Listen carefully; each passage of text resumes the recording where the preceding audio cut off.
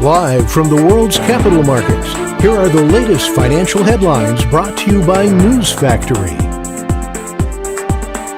Hello and welcome to Monday's Daily Financial Review. Here's what's making the headlines in the markets today. The dollar-yen price remained largely unchanged in the last session.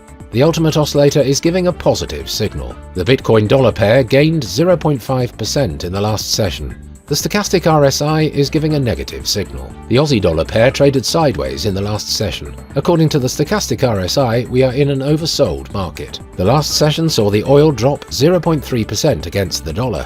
The stochastic RSI is giving a positive signal. Coming up, the choices from our chief analysts for today.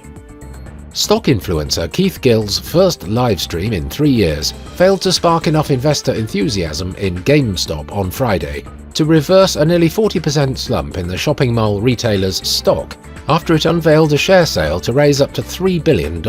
Gold accelerated declines after a stronger than average US jobs report doused expectations for US interest rate cuts this year, adding to bearish sentiment driven by data showing top consumer China held off on bullion purchases in May. The US dollar rebounded after data showed the world's largest economy created a lot more jobs than expected last month, suggesting that the Federal Reserve could take time in starting its easing cycle this year.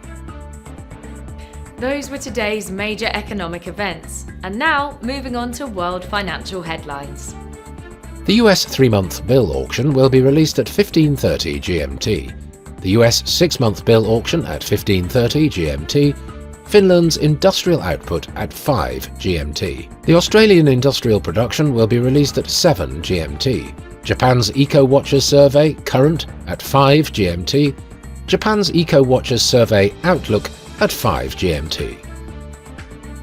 We hope that you've enjoyed Monday's financial review. On behalf of all of us here, we wish you a productive trading day.